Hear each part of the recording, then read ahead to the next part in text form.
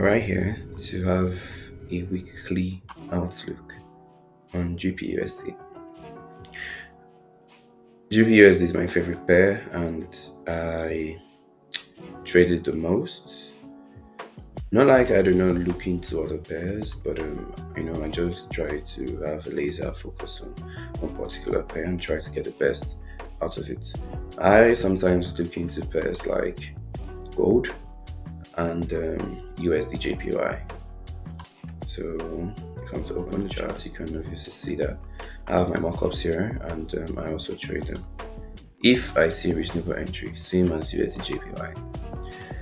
So back to what we have for this moment, and this is what GBPUSD looks like as of 14th May 2023. So this is 8:56 p.m. Nigerian time, or GMT plus one. So let's get on with it. Last week was pretty much a nice week. Um, it was just majorly filled with consolidation at the beginning of the week and then a heavy dump at the end of the week or towards the end of the week. As you can see here, this is Monday starting from here, and okay, this is Monday starting from here, and all through to Friday over here that had the expansion. So we had the consolidation phase here from Thursday last 2 weeks up until Wednesday. So a week of consolidation, almost a week of consolidation before the expansion happened over here. Well, this has already been on my mind because I've been trying to look for a sell on GPUs. GPUs have been buying for a very long period of time. This buy has started happening since the former British Prime Minister resigned and Pishak took over. And yeah, I guess maybe he's doing a reasonable job, and GBP is just going over, flying off over the US dollars. But then GB pounds have been doing pretty good. And it has been on an uptrend, as we can see over here. And yes, so what can we seem to have as to long-term GBP price? Of course, GBP still looks bullish and could continue to go towards the upside onto these regions over here, as it could seem to be bullish. But then we do not know, we cannot be certain. I do not predict price. I just follow the price. I take steps and I move accordingly as price moves. So I just take what I see and I behave accordingly. Anyways, let us get on with it. So I've begun to understand that Thursday and Friday was expansive, and I might begin to seek for a possible retracement into this zone over here, into the supply zone over here, that could trigger a sell-off into this region because we are still bullish. Okay, we are still bullish on GBPUSD. For me, at least, I am still bullish because it has not broken the lower low here. Of course, we can all see that this is the trend for me right here, the short-term trend. Okay, the market has not broken the lower lows right here, and this is exactly what I see. So I cannot be bearish until this low right here has been taken out. So I'm still bullish, although with a sell sentiment because of how the market has been over the past weeks and how it has been contracting over here, and it seems like the buyers have become exhausted, so the sellers are beginning to get more power here. But then we cannot know until the market moves. So without much ado, let's try and see what we have. Okay, let's go into the 4 hour time frame. Now, this was everything about last week. Okay, consolidation that happened last week. And inside this consolidation, we can see what I call a change of structure because the market has been bullish even in the 4 hour time frame, as you can see here. Let me draw something for you guys. This is what I'm saying. This is what I'm saying as a change in structure. Now, this is just for the lower time frame. In daily time frame, market hasn't changed structure. But for market to have changed structure on the 4 hours time frame, it's going to reflect on the daily time frame. And it simply means that, come on, JP is going to be bearish for a while. And this is obvious because the market broke this high over here, as we can see. Okay, it broke this high. This low became unprotected and was taken out as liquidity. So price took out this liquidity over here. Okay, this liquidity over here with this move towards the downside and created a change of structure. So right now, that is why I am beginning to look at a bearish GBPUSD. And we might continue to go down. So as a trader, as a day trader, what do? I begin to look for opportunities as to where price could retrace back to for me to sell. Definitely, I am not looking for buys right now. There's no need to look for buys unless if, as I look into London session, I see a buy, a reasonable buy I can enter that is going to take the market to this point or to this point for a proper sell towards the downside. But we can never tell. As I've said, I just trade what I see and I move with price. But we should also take into consideration a lot of things in the market. What can we see here? We can see levels of liquidity. Plenty of them are laying around here. And all this seems to have been protected lows all through here. But we do not know yet because they are protected right now, but they are going to eventually turn into liquidity. Because I also earlier mentioned about the contraction that will be happening here, which would have been as a result of the buyers becoming exhausted. We can see how the momentum of this sell had already taken out how many weeks low? That's taken out almost 2 weeks low just by this move that happened on Thursday and on Friday. 2 days move taking out lows from a week or 2 weeks ago. So I am going to see this place as a very, very um, high liquidity zone for markets to join to. And usually, you know, trend line traders would have started to, okay, this is a break of the trend line, and let's wait for the retest which actually happened. We might wait for another retest here before they continue to sell towards the downside. Channel traders would have seen that, oh, okay, the market has broken the channel and they might be ready to sell to this bottom. But come on, that's not how I see price, okay? Yes, everybody has their own strategy, but I move with mine. Yes, I draw this trend line here and I recognize it as an area for liquidity because it is going to show me the direction in which the market is going to go. Okay, that is what I just see here.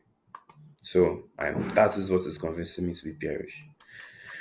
So this is just like a top-down analysis I'm trying to do right now because I try to see what is happening in the daily and then go into the 4 hours to see what have potentially happened in the past days. The daily time frame gives me a weekly outlook, and the 4 hour time frame gives me a daily outlook. So I've seen that this is what have transpired in the past days, in the past weeks, and we have seen that the market seems to be bearish. Now, based off of my strategy, which is just basically supply and demand, break of structure, and then return to original regions and other blocks. What do? I begin to select the lows and I begin to select the highs. So let's get on with it. Where are the lows right here? This was a low that was broken, and protected low that was broken. This was a protected high that was taken out here. I think I've mentioned that. And I think I should just label it so that it can be easy for us to understand. So this is a high. Now this place becomes a low that was taken out. So we can just call it a change of structure, okay? But the thing is this particular region is a high, but it became a buy side liquidity that was taken out. So it became an SHS after this high had taken this unprotected liquidity over here, making people think that is going to be bullish, you know, high, lower high, higher high. But it did not create a higher high. You pounced the downside, took out this lower low here, and created a change of structure. So we are going to call this an SHS. Now I know many people might not know what SHS means, but I'm just going to call it stop hunt. Okay, stop hunt. It's just what it is, because they're going to just take out these guys and move towards just a liquidity stop, a liquidity hunt, and unprotected high, whatever, however you might understand it. But I'm just going to call it the SHS. So now these are okay. Let me continue labeling. This becomes a high. Okay, this becomes a high. This becomes another one. But where is the most recent high? The most recent high is going to be here.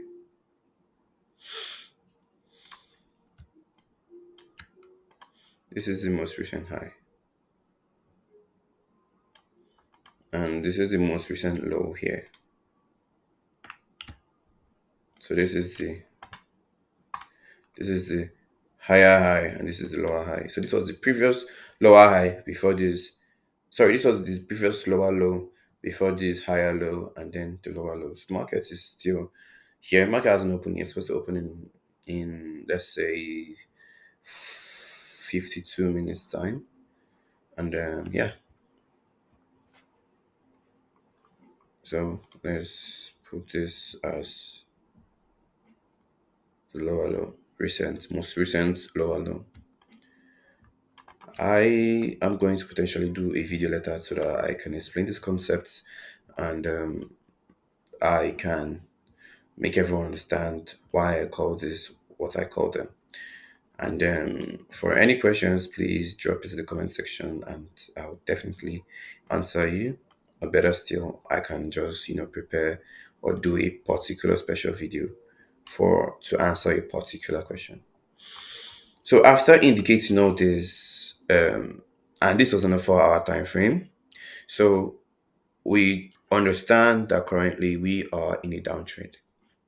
This downtrend is very steep because you can see how high momentum it carried, how much momentum. The momentum it carried was really high. And this could actually pounce up because it's other things like. But then we cannot conclude until we, you know, see market open and then we take the opportunities we see.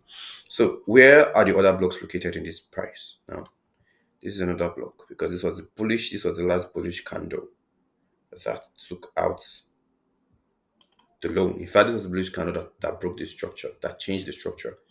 Okay. And this is another one that changed the broke structure, which is this one here. Now, what do? I just tend to follow price and I listen to the most recent price action. So because this is old, okay, lower lows have been created and higher lows have been created. So I take this off and focus on this region right here. Now, this can be risky for a lot of reasons. I can especially later, but based off of my recent flow and other flow in the market, I stick to this particular order block and see what happens when the market gets to this region. Now let's enter the 1 hour time frame to see what we can have in the intraday. Okay, what do we see? Now, all this price action happening over here is going to be overlooked because we try to focus on how price could behave and how price could, act. Now, what do we see here? We can refine this other block to this region because this is the last bullish candle before the pound, so before the dump that broke structure. Okay, let's delete this. So we select this as the other block here, and we have areas we need to put interest in, like this, which is the fair value gap, which is I usually refer to as FVG for short. Okay, now the fair value gaps are regions that attract, are we just literally just price imperfections, are regions created by price imperfections. Okay, and prices are drawn back to them so that they can fill in the imperfect price action over here. So I'm expecting price to return to this region, tap into this other block, and continue to downside. Now we can also see a serious fair value gap happening here all over the region. But one thing I also consider is that higher time, the higher the time frame, the stronger the structure. So let me get back to 4 hours and try to see where the fair value gap actually rests. We can see that the major fair value gaps are here, okay, and here. You can see how the fair value gap got expanded in the 4 hours time frame right here. So it means that definitely price is trying to come back to this region before I could attempt selling. So, but then as I've already said, this is just how I view the market and this is what I should expect when price is happening. But then I'm not a commander of the price. I am not the algorithm and neither am I the market. Okay. I just watch the market and allow the market to make its move. So, anyways, I have been able to select particular regions. I've been able to understand that the market is bearish currently. I've also been able to understand some regions in which I'm going to pay quite and serious attention to because I expect prices to return to these regions. I expect price to return to this region, this fair value gap region, so that the market can be healthy. I expect price to tap into this other block as a supply zone for the market, so for the sellers to continue taking their sell positions. Okay, and I also expect price to enter this fair value gap also so that they can continue selling.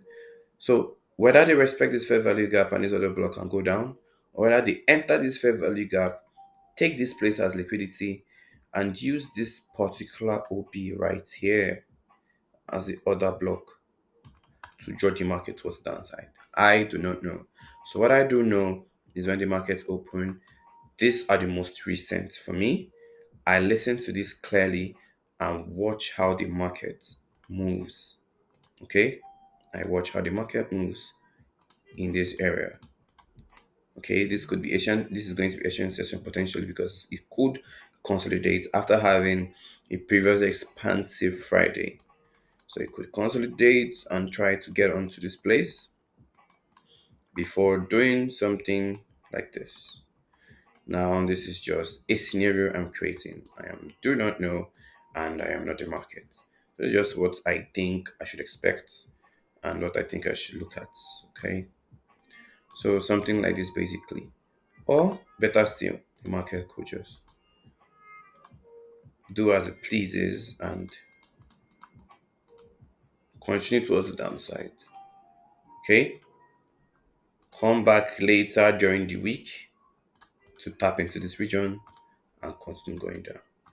So as Monday gets in, and as the market opens, as London's section kicks off against the market, I see the direction the market is going to, and I look at the lower time frame change of structures, okay, and break off structures, and make my entries. I do not make entries on 1 hour time frames. It's not my style. I go as low as the 5 minutes to make my entry. That's how I've always found comfortable, and that's how I've always found my edges. And it's what it is. It's what it is. But if I'm supposed to take this trade on this 1 hour time frame, I'm going to be looking out for something like this.